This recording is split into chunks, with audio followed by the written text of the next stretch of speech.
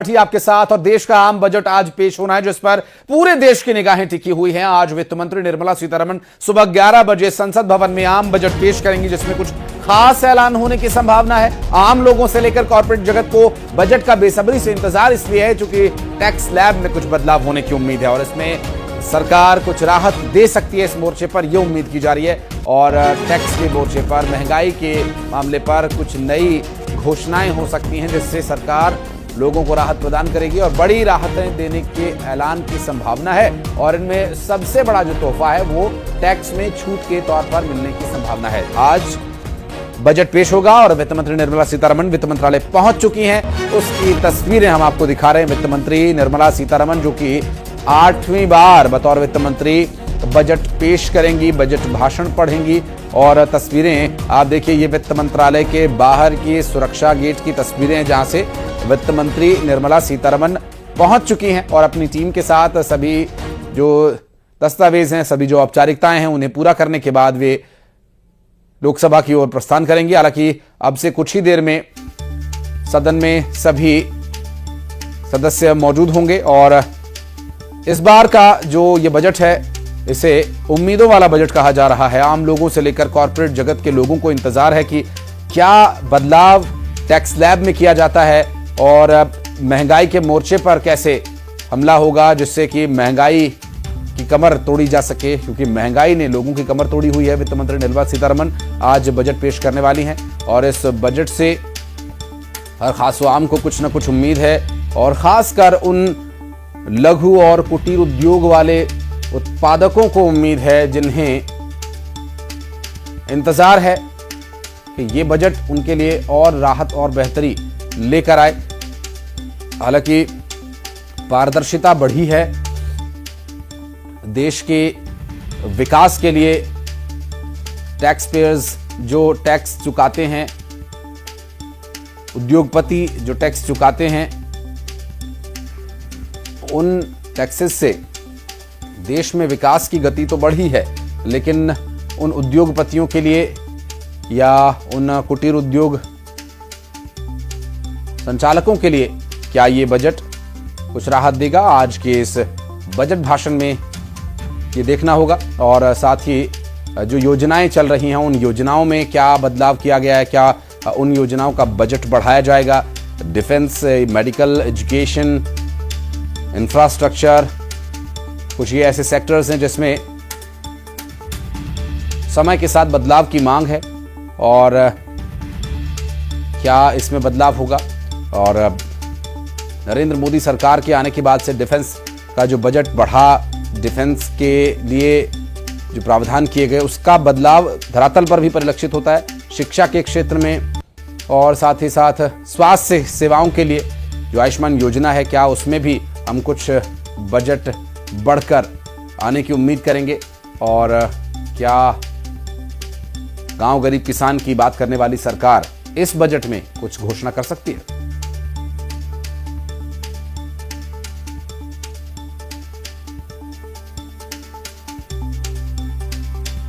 और तनु वर्मा रायपुर से, शैलेंद्र हमारे सहयोगी शैलेंद्र भदौरिया भोपाल से और सुशील कौशिक ग्वालियर से इस वक्त हमारे साथ जुड़ गए। बातचीत करेंगे और जानने की कोशिश करेंगे कि जो निगाहें इस वक्त सभी की टीवी स्क्रीन पर लगी हुई हैं, अपने अपने मोबाइल्स पर लगी हुई हैं, इसलिए कि वित्त मंत्री निर्मला सीतारमण ने जो आर्थिक सर्वेक्षण पेश किया उससे ये उम्मीदें बढ़ गई हैं कि गांव गरीब और किसान की बात करने वाली ये सरकार बजट में भी कुछ प्रावधान करेगी। भोपाल चलते हैं पहले। और शैलेंद्र, जैसे दिल्ली महानगर और कोलकाता महानगर हुआ करता था, भोपाल भी धीरे धीरे महानगर तो नहीं लेकिन एक बड़ा नगर जरूर है। भोपाल वासियों को उम्मीद है कि जो देश में सबसे महंगा पेट्रोल है भोपाल वासियों को खरीदना पड़ता है, लेकिन इस बजट में उम्मीद है कि कुछ संभावनाएं ऐसी हैं कि राहत मिलेगी। बिल्कुल भोपाल वासियों को बहुत उम्मीदें हैं कि बड़ी राहत मिलेगी। सीधे लोगों से बात करेंगे। आप बताइए सर, किस तरह की उम्मीदें हैं इस बजट से, क्योंकि गांव गरीब का बजट कहा जा रहा है ये? सबसे पहले तो पेट्रोलियम पदार्थों पर जीएसटी स्लैब में लाना चाहिए। पेट्रोलियम पदार्थों को, ग्रोसरी बहुत ज़्यादा महंगी हो रही है, टैक्स उस पर कम करके गरीबों को रिबेट देना चाहिए और जो सब्सिडी, जो बंदरबाट चल रही सब्सिडी, उसको कम से कम ख़त्म करना चाहिए। सर, क्या उम्मीदें हैं बजट से, खासकर बिजनेस क्लास से आप आते हैं तो? देखिए क्या है, जिस प्रकार से आजकल ऑनलाइन ट्रांसलेशन हो रहे हैं और ऑनलाइन पेमेंट का जो सिस्टम दुकानदारों में बढ़ रहा है, उसके लिए गवर्नमेंट को, सीतारमण जी को देखते हुए टैक्स के रेवेन्यू को थोड़ा बढ़ाना चाहिए, उसको कम करना चाहिए टैक्स को, क्योंकि वो आजकल हर आदमी ऑनलाइन पेमेंट करता है, जिससे इनकम टैक्स में बढ़ता जा रहा है। अब वो उस साइड ध्यान नहीं देते क्योंकि कमीशन बहुत कम रहता है, तो मार्जिन, और जो टैक्स की जो ऑनलाइन पेमेंट होने लगी है उसकी वजह से टैक्स रेवेन्यू मध्य वर्ग की जो दुकानदार हैं उनके बहुत ज़्यादा बढ़ता जा रहा है। उस और ध्यान देना चाहिए, स्लैब को थोड़ा सा बढ़ाना चाहिए। इनकम टैक्स का जो स्लैब है जो 5 लाख है उसको कम से कम 20-25 लाख रुपए करना चाहिए, जबकि ऑनलाइन ट्रांसलेशन बढ़ेगा, जिससे ऑनलाइन ट्रांसलेशन से तरक्की के बाधा खत्म हो सकती है। आप बताइए सर, किस तरह की उम्मीद है इस बजट से? हमारी उम्मीद है, पता नहीं पूरी हो पाती नहीं हो पाती है। मेरा मानना यह है कि आय कर या कोई भी कर है बहुत उलझे हुए नहीं होना चाहिए, सीधा सीधा हो कि एक सामान्य व्यक्ति जो करदाता है उसको समझ में आना चाहिए कि हम ये कर दे रहे हैं। कई बार हमने ये इस पर ये छूट, इस पर फिर ये टैक्स, फिर इतने परसेंट सेस, फिर ये इतना गुणा भाग लगाना सामान्य व्यक्ति के बस की बात नहीं है। वो केवल लेना और देना जानता है। आप सीधा रखिए 10, 20, 30, और आय का स्तर और व्यय का स्तर इतना बढ़ गया है, मुद्रा मूल्य इतना हो चुका है कि 5 लाख रुपए में एक सामान्य परिवार चलाना बड़ा कठिन है। उसको सीधे सीधे बोलिए ना कि 5 लाख तक कर मुक्त। अब किंतु परंतु नहीं लगाना चाहिए, ये किंतु वो परंतु, ऐसा करेंगे वैसा करेंगे। सीधा सीधा स्लैब हो टैक्स का, चाहे आयकर के लिए हो और चाहे अन्य कर जो है, जीएसटी है, जो भी है, एकदम फ्लैट होना चाहिए। कहीं 5% है तो कहीं 30-35% है, ऐसा नहीं होना चाहिए। सब आवश्यक की वस्तुएं हैं। यदि हम कमाते हैं तो ही तो कार लेंगे, यदि हम कमाते तो ही तो घर लेंगे। तो यदि हमने कमा लिया है तो हम मतलब कोई बुरे व्यक्ति तो नहीं है, कमा के देश की अर्थव्यवस्था को ही हम योगदान दे रहे हैं, तो कम से कम इतना हाई टैक्स उसमें नहीं होना चाहिए भाई। 25% से ऊपर टैक्स होना ही नहीं चाहिए, मेरा ऐसा मानना है। और भी कुछ लोग हमारे साथ मौजूद है। सर, बजट आने वाला है, किस तरह की उम्मीद है आप लोग बजट से? देखिए, बजट तो हर साल पेश होता है और प्रधानमंत्री ने 3E के साथ इसकी शुरुआत की है, इन्वेस्टमेंट, इंक्लूजन और एक ही और मैं भूल रहा हूँ, लेकिन तीनों के आधार पर उन्होंने बजट की शुरुआत की है। निश्चित ये बजट से हमें बहुत उम्मीद है।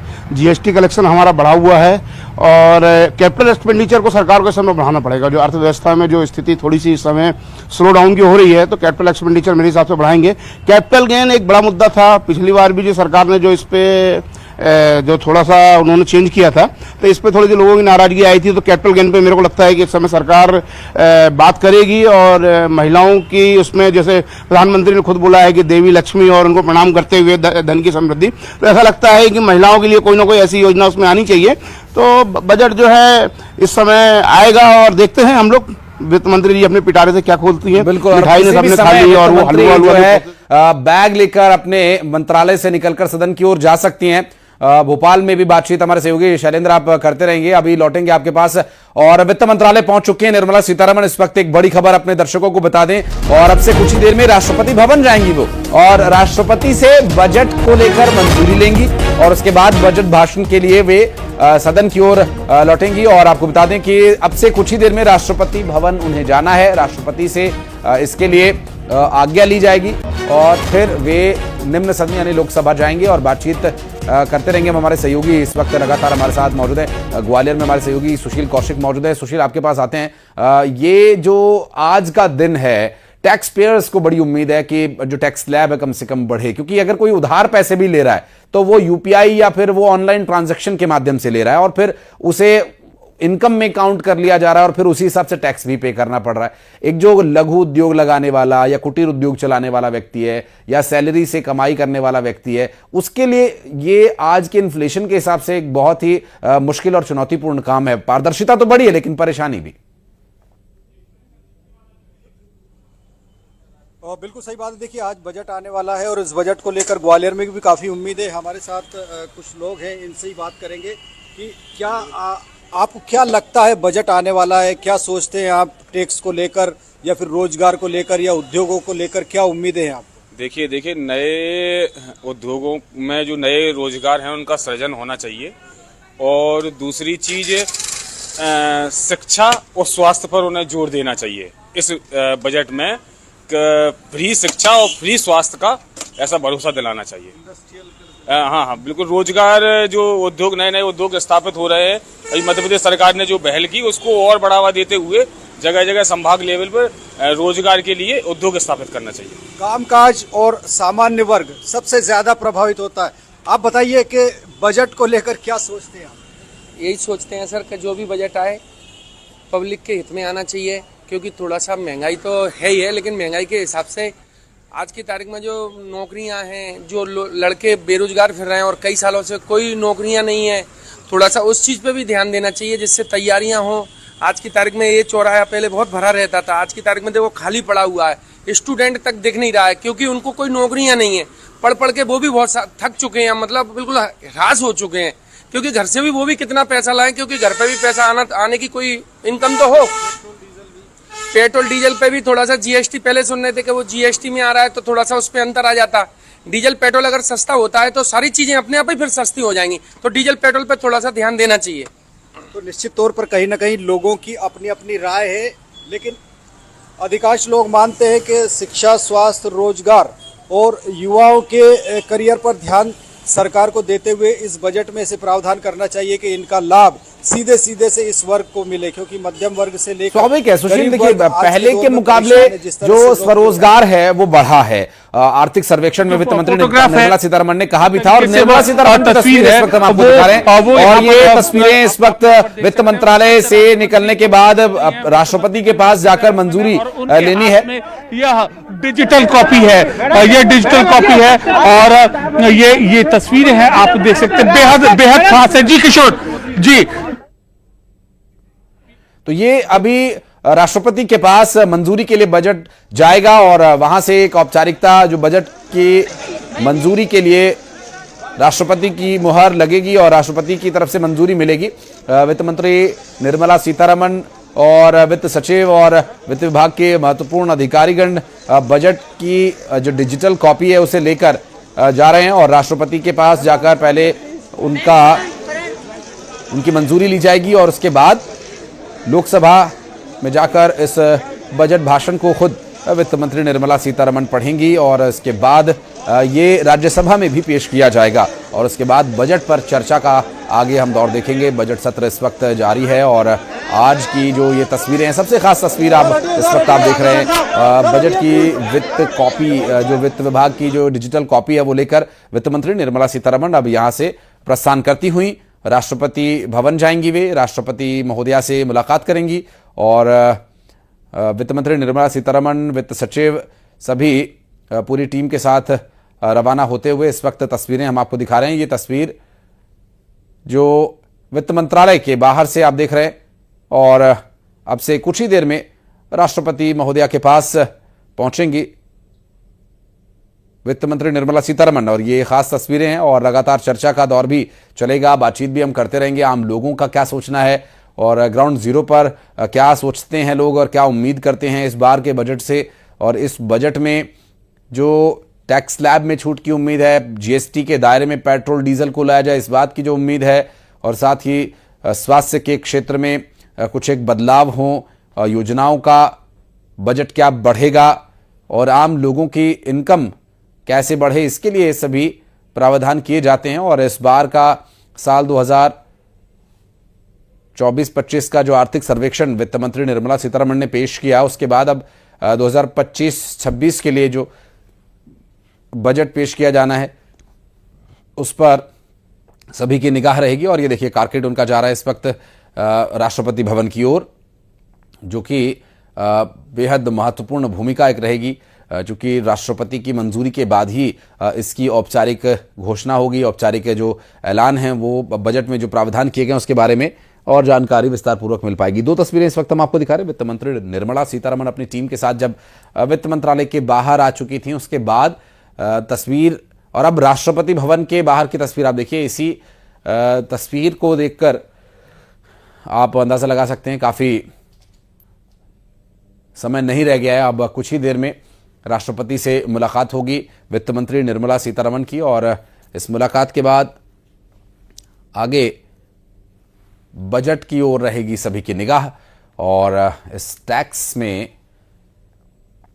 कितना लाभ मिलने वाला है, इस बार का जो ये बजट है क्या वो कंडीशंस के साथ होगा, क्योंकि कई ऐसे सवाल, कई ऐसी अपेक्षाएं सरकार से हैं जिसमें कि टैक्स स्लैब को सीधा सीधा रखा जाए तो बेहतर होगा।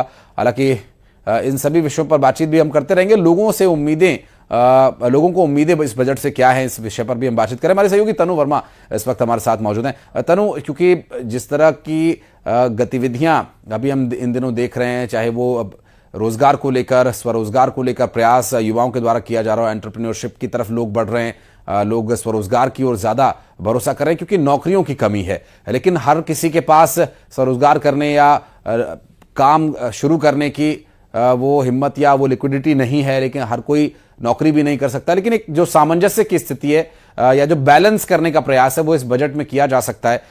रायपुर वासी क्या सोचते हैं और किस तरह की तैयारियां हैं इस बार के बजट के आने के बाद? लोगों में कुछ सवाल हैं क्या?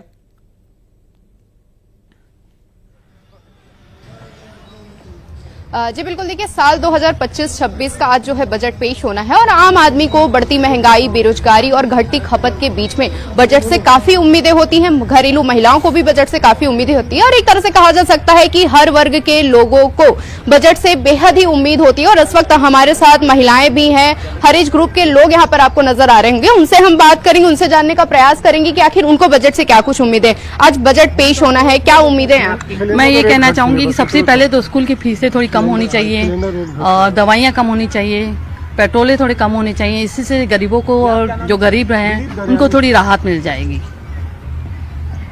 आज बजट पेश होना है, हाउसवाइफ के तौर पे आप क्या चाहती हैं, क्या उम्मीदें? सिलेंडर भी कम होना चाहिए, बहुत महंगा है सिलेंडर भी, महंगाई भी, मेडिकल में भी दवाई लो बहुत महंगी मिल रही है।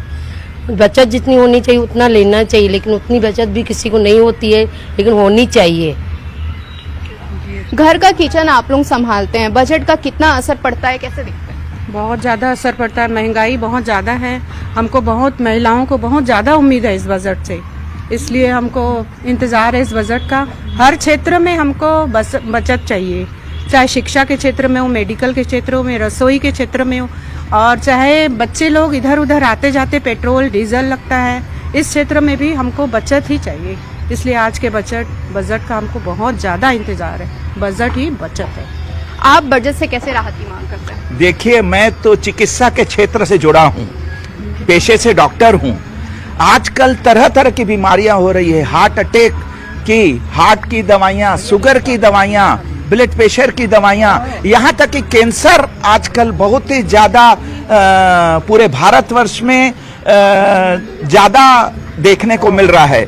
इसके लिए मैं चाहूँगा कि माननीय हमारी जो वित्त मंत्री है उन्हीं से मुझे बहुत ज़्यादा आशाएं हैं कि इस सब की, अच्छा जीवन रक्षक दवाइयाँ कुछ होती हैं उनका जीएसटी कम होना चाहिए, टैक्स फ्री होना चाहिए, और जितना हो सके निम्न तबके के जो लोग हैं उसका अच्छे से दवाइयाँ नहीं खरीद पाते, उनकी जान चली जाती है।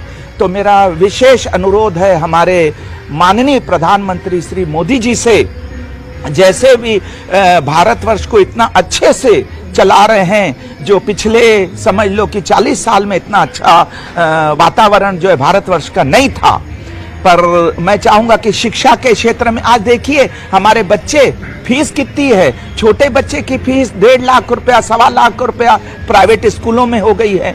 उसके साथ में ट्यूशन फीस जाते हैं तो ट्यूशन फीस साल भर की 30,000 है, 40,000 है। तो मेरा ध्यान आकर्षित करने का यही ध्येय है कि सभी इस प्रति ध्यान देवें।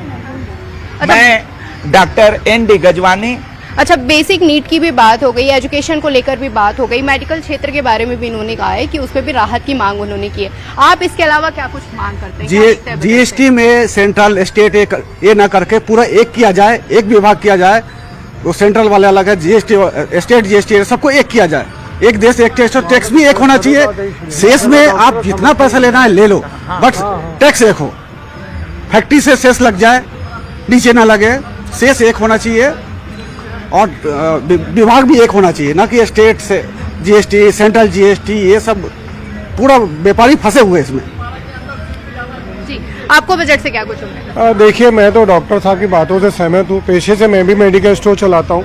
गवर्नमेंट को सुविधाएं ऑलरेडी रखी हुई हैं मेडिकल के लिए, बट शिक्षा को भी प्राथमिकता हमेशा देता हूँ। मेरा भी एक दोस्त है, वो अपने बच्चों को अच्छे स्कूल में पढ़ाना चाहता है। मैं चाहूँगा मंत्री जी से, नरेंद्र मोदी जी से थैंक यू, वो काफ़ी काम कर रहे हैं, बट शिक्षा के प्रति थोड़ा सा ध्यान देना चाहिए उनको। कुछ स्कूलों की फीस घटानी चाहिए, बस मैं इतना ही कहना चाहूँगा। हाँ, एक बात और कहना चाहूँगा, गवर्नमेंट को ना 10 लाख रुपए तक की टैक्स फ्री रखना चाहिए। Thank you. महिलाओं के तौर पर आप और क्या कुछ खास मांग करती कि महिलाओं के लिए और क्या कुछ किया जा सकता है बजट में? और तो सब को लेकर भी पिछली बार खास तैयारी की गई थी। जी जी जी। उम्मीद है उसे? अब उम्मीदें तो बहुत हैं। देखिए इस बार का बजट क्या बोलता है। काफी उम्मीदें हैं हमको तो। टैक्स में कमी की उम्मीद है लोगों को, और इस टैक्स में हर वर्ग के लोगों को अगर होती है तो निश्चित रूप से बचत की ओर तनु, जिस ओर लोग इशारा कर रहे हैं कि उनके रोजमर्रा की जो आवश्यकता की जो जरूरत के सामान है उन पर जरूर इसका प्रभाव पड़ेगा। और इस प्रभाव को प्रभावी बनाने के लिए अब से कुछ ही देर में बजट भाषण पढ़ेंगे वित्त मंत्री निर्मला सीतारमण। हमारे सहयोगी शैलेंद्र लगातार हमारे साथ जुड़े हैं। शैलेंद्र, चूंकि जो एक सबसे शुरू में मैंने जिक्र किया था, एक छोटा सा उदाहरण कि इस वक्त देश में सबसे महंगा जो पेट्रोल है वो भोपाल वासी खरीद रहे हैं।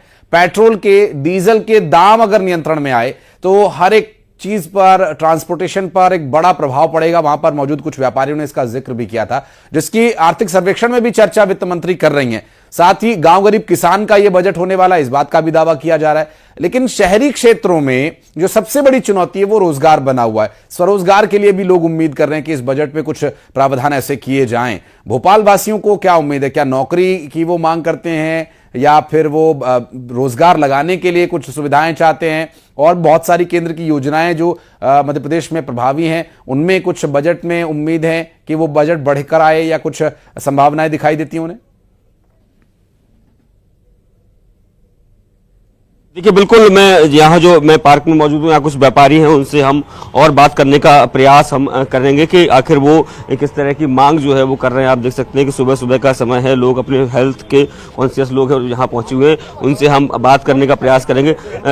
सर, आज बजट आ रहा है, सर बजट को लेकर क्या उम्मीदें? खासकर पेट्रोलियम पदार्थ लगातार महंगे हो रहे हैं, किस तरीके से कम होने चाहिए, क्या मानते हैं आप? सर, हमें तो कोई फर्क नहीं पड़ता बजट से।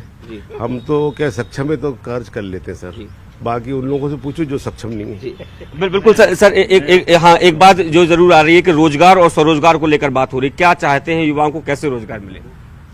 देखिए, टैक्स पे करना होगा और गवर्नमेंट को पैसा देना होगा। रोजगार गवर्नमेंट कहाँ से पैदा करेगी?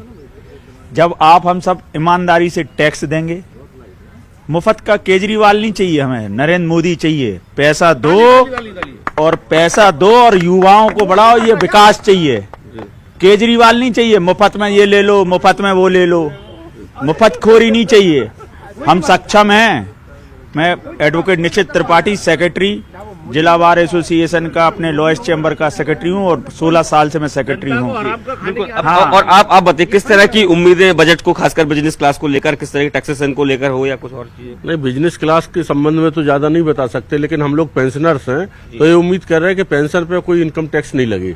यदि ये छूट मिलती है तो बहुत बढ़िया, हम लोगों के लिए राहत रहेगी। और भी कुछ लोग हमारे साथ। सर, किस तरह की उम्मीदें आप बजट से कर रहे हैं? नहीं, मोदी गवर्नमेंट बहुत सही काम कर रही है और जो है मतलब जो भी कुछ होगा ठीक होगा। मुझे बजट से आई एम पॉजिटिव। सर, क्या उम्मीदें हैं? खासकर जो महंगाई बढ़ रही है, कई लोग उससे परेशान रहते हैं। हम तो इंतजार कर रहे हैं कि अच्छा बजट आना चाहिए, क्योंकि परिस्थितियां जो देख रहे हैं, महंगाई, मध्यम श्रेणी सबसे ज्यादा परेशान है।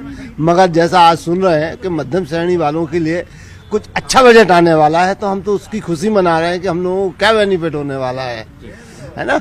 मुख्य हम किसान आदमी है, तो मैं चाह रहा हूँ किसानों के लिए कुछ अच्छा बजट मिले, अच्छा एमएसपी मिले, तो हम लोगों को ठीक रहेगा। और भी कुछ लोग। सर, किस तरह की उम्मीदें आप बजट से कर रहे हैं? और भी कुछ। सर, बात हो रही है रोजगार स्वरोजगार की, कि रोजगार तो देश में उतने है नहीं, स्वरोजगार की तरफ आगे बढ़ना है। क्या लगता है कैसे सरकार को आगे बढ़ना है? और मैं लौटूंगा आपके पास शैलेंद्र। इस बीच निर्मला सीतारमण जो राष्ट्रपति को बजट की कॉपी सौंपेंगी, राष्ट्रपति भवन पहुंच चुके हैं और राष्ट्रपति से मंजूरी के बाद यह बजट पेश किया जाएगा। और बातचीत का सिलसिला आप जारी रखिएगा, हम आपके पास फिर लौटेंगे। और सुशील भी हमारे सहयोगी मौजूद हैं, तनु भी लगातार हमारे साथ जुड़ी हुई है। लेकिन अभी इस वक्त जो बड़ी खबर आ रही है वो ये कि राष्ट्रपति से मंजूरी के बाद बजट पेश किया जाना है। वित्त मंत्री निर्मला सीतारमण राष्ट्रपति भवन पहुंच चुकी हैं और अब से कुछ ही देर में उनकी मुलाकात होगी महामहिम राष्ट्रपति से और राष्ट्रपति के साथ बातचीत कर और बजट के बारे में जो आज्ञा एक औपचारिकता के तौर पर लेनी होती है क्योंकि आर्थिक सर्वेक्षण में सारी चीजें लगभग स्पष्ट हो जाती हैं और उसके बाद जो राष्ट्रपति का अभिभाषण है उसमें काफी कुछ स्थिति और स्पष्ट हो जाती है। लेकिन अभी जो ये औपचारिकता है उसे पूरा करना, उसके बाद लोकसभा निम्न सदन की ओर बढ़ना अभी बाकी है और इस पर जो लोगों की प्रतिक्रिया वो भी आ रही है। और सुशील हमारे सहयोगी इस वक्त हमारे साथ मौजूद हैं। सुशील, ग्रामीण क्षेत्रों का जो जीवन है वो सुधरा है, लेकिन शहरी क्षेत्र के लोगों पर क्या फोकस कम हुआ है? और बिल्कुल सही बात है। देखिए, बजट की अगर बात करें तो शहरी क्षेत्र की बात करें तो ग्वालियर जैसे शहर में भी आसपास भी अगर देखें तो विकास हुआ है, लेकिन और भी विकास की जरूरत है। हमारे साथ कुछ लोग मौजूद है जो सुबह से घर से निकले हैं, सेहत के लिए निकले हैं। भाई साहब, आप बताइए कि क्या लगता है बजट को लेकर, क्या ग्वालियर के हालात सुधरे हैं और बजट में किस तरह का क्या प्रावधान होना चाहिए? देखो, जब तक भ्रष्टाचार खत्म नहीं होगा बजट का कोई मायने नहीं है मेरे हिसाब से। और महंगाई को कम करना चाहिए बजट में, गरीब लोगों को राहत मिले, बस सबसे पहली जरूरत ये है। शिक्षा और स्वास्थ्य बेटर होना चाहिए, जितना अधिक कर सकते हो वो फ्री होना चाहिए हर एक आदमी के लिए। बुजुर्गों के लिए क्या? बुजुर्गों के लिए तो बस यही है, स्वास्थ्य अच्छा और क्या है, बस और इससे आया कुछ नहीं है। बजट है कुछ मेरे हिसाब से कुछ नहीं, जगलरी ऑफ आंकड़ा। दादा, आप बताइए कि बजट आने वाला है आज, क्या सोचते हैं आप बजट को लेकर? ये थोड़े इनकम टैक्स की सीमा बढ़ाना चाहिए। बिल्कुल सुशील, आप बातचीत का सिलसिला जारी रखिएगा, हम आपके पास लौटेंगे। शैलेंद्र, आप भी रहिएगा हमारे साथ। बहुत बहुत शुक्रिया आपका हमारे साथ जुड़ने के लिए। और बजट पर चर्चा जारी रहेगी। आर्थिक सर्वेक्षण क्या कहता है, क्या उम्मीदें इस बजट से, अब से कुछ ही देर में वो भी स्पष्ट हो जाएगा। एक छोटा सा ब्रेक ले रहे हैं, बहुत जल्द लौटते हैं।